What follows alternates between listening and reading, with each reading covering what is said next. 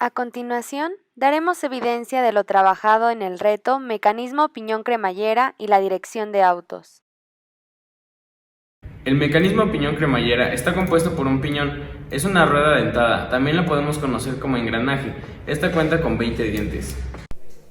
La cremallera, que cuenta con 26 dientes, en forma con una barra dentada. La cremallera es la responsable de mantener la conexión entre el volante y el soporte de las ruedas, por lo que es una pieza fundamental en el mecanismo.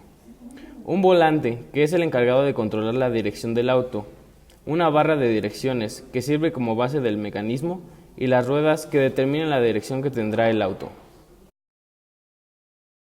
El mecanismo está hecho a base de madera tipo MDF, de 3 milímetros de espesor. Está formado por un volante con un radio de 17.38 milímetros, una cremallera de 120 milímetros de largo y 10.4 milímetros de ancho, con separación entre sus dientes de 1.99 milímetros y con un piñón de 16.60 milímetros de radio. Dicho mecanismo es un tipo de rompecabezas, ya que no tuvimos que utilizar tornillos, tuercas y rondanas para poder ensamblarlo. Cada pieza tiene el tamaño perfecto para poder embonar con las demás piezas, por lo que solo se necesitó de pegamento para que algunas piezas no se movieran de su lugar. Esto fue gracias al diseño del modelo que imprimimos. Por otro lado, el equipo también agregó al diseño una base de madera tipo MDF, en la cual vienen grabados algunos grados. La principal razón de implementar dicha base fue para poder medir con exactitud los grados con los que rotan nuestras llantas. El mecanismo piñón-cremallera transforma el movimiento giratorio de un eje en el que va montado el piñón en movimiento rectilíneo al engranar los dientes del piñón con una barra dentada llamada cremallera, de tal manera que cuando el piñón gira, la barra o cremallera se desplaza de manera longitudinal. Es decir, cuando el piñón gira, sus dientes empujan los de la cremallera, provocando el movimiento lineal de esta. Este mecanismo es reversible, es decir, puede funcionar aplicando un movimiento de giro al piñón que es transmitido a la cremallera desplazándola de forma lineal o viceversa, ya que si se realizan movimientos lineales a la cremallera, estos se transformarán en movimientos rotativos en el piñón. Este tipo de mecanismos suelen utilizarse en las direcciones de los automóviles o en sacacorchos. Cuando el piñón gira, la barra dentada se desplaza longitudinalmente.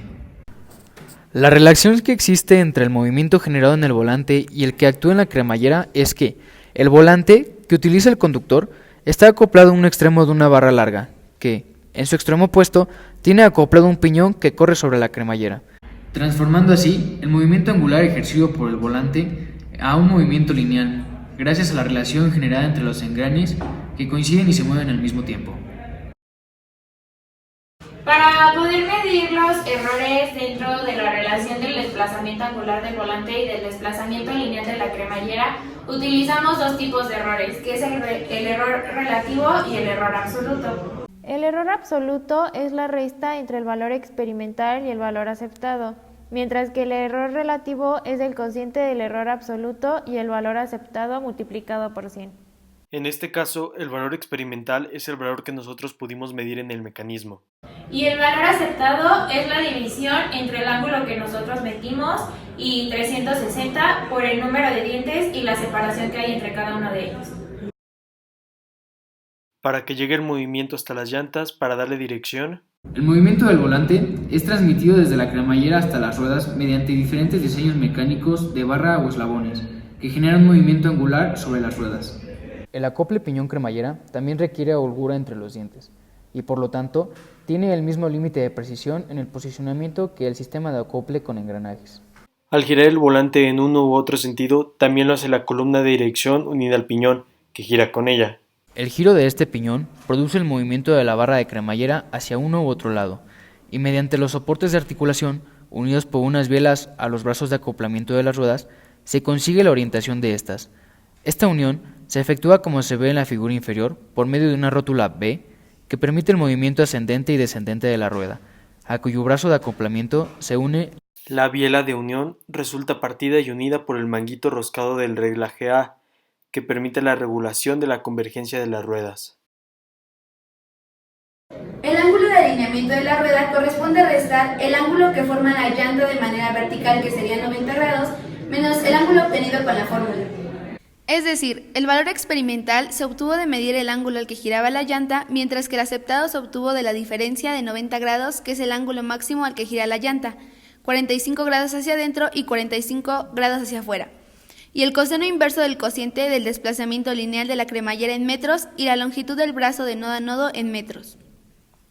Como ya se había mencionado anteriormente, para obtener el error absoluto se obtuvo el valor absoluto de la diferencia del valor experimental menos el valor aceptado, mientras que el error relativo se obtuvo como el valor absoluto del cociente del error absoluto y el valor aceptado multiplicado por 100.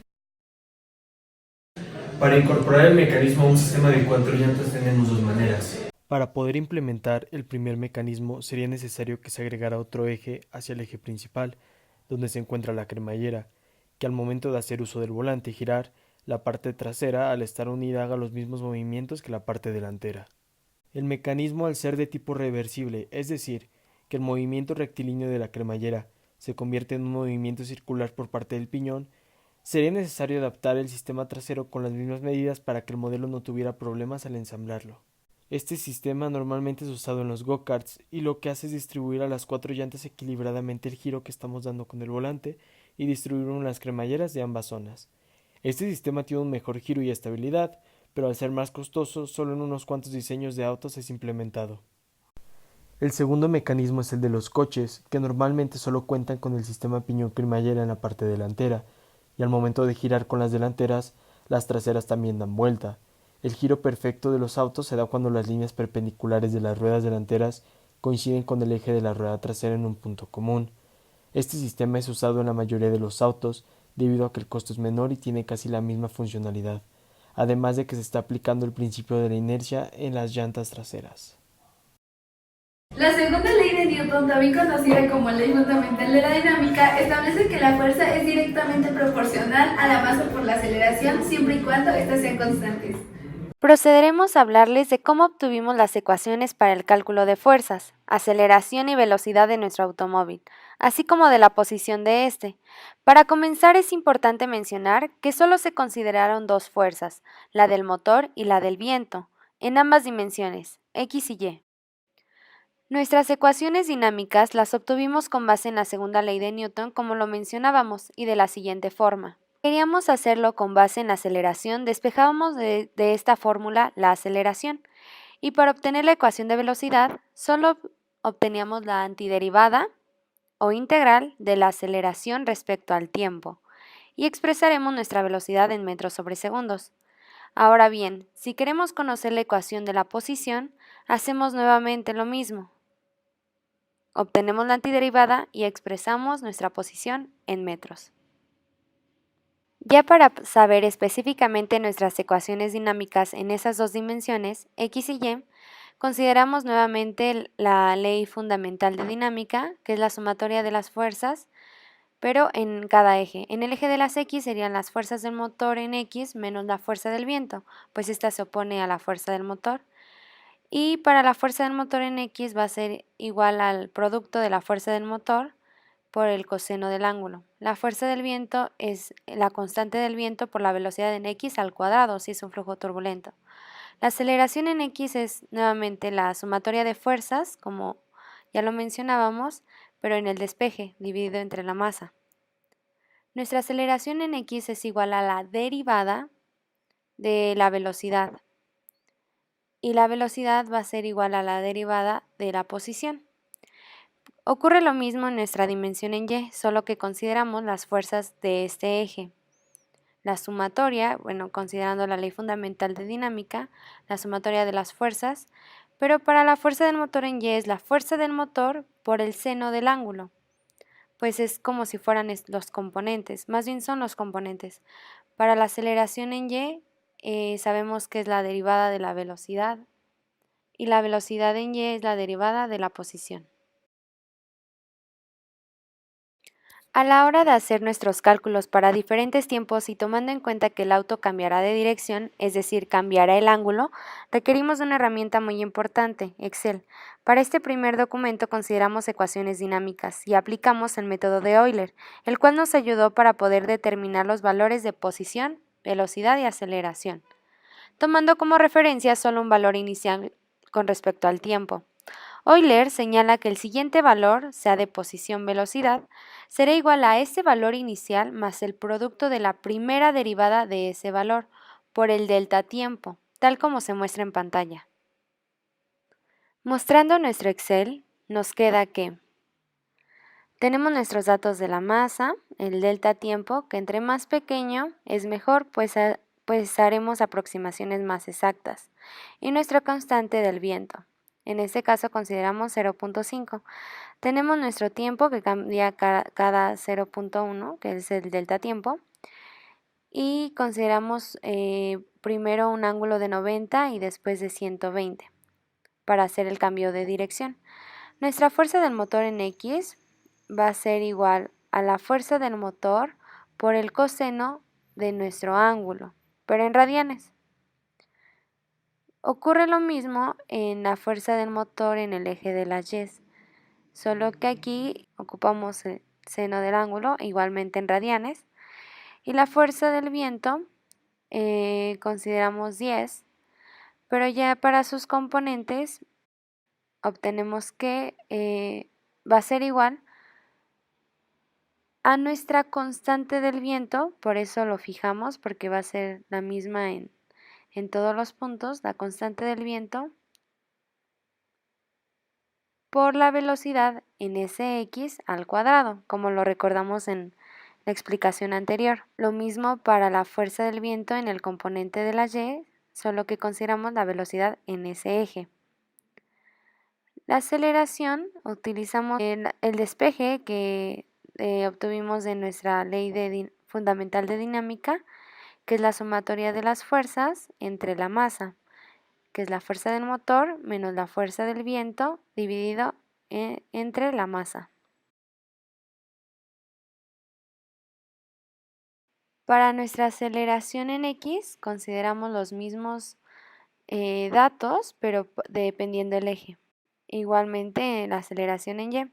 Para la velocidad en X utilizamos el método de Euler, como lo mencionábamos anteriormente, y esto es igual a nuestro valor inicial más nuestro delta tiempo por nuestra aceleración en X, que es la derivada de la posición.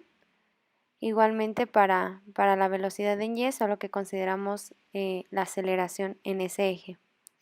Y para la posición también utilizamos el método de Euler, que va a ser igual a la posición, al valor inicial más el delta tiempo por la primera derivada de la posición, que es la velocidad, y así para la posición en X y posición en Y, considerando los datos según sus ejes.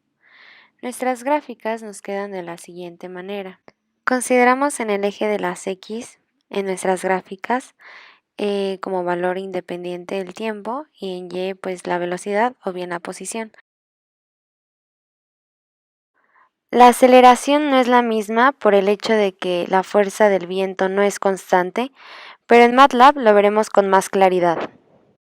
Hicimos uso de esta herramienta tan importante, pues hace cálculos matemáticos con lenguaje de programación y es más cómodo de usar, pues podemos visualizar las ecuaciones que hicimos y al correrlo las gráficas que resumen estos cálculos. Parte del reto consistía en hacer una simulación en MATLAB sobre el mecanismo del reto.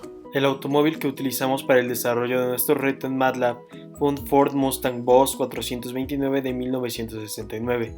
Tiene la capacidad de generar 376 caballos de fuerza, lo que equivale a 280.383.15 newtons de fuerza en el motor.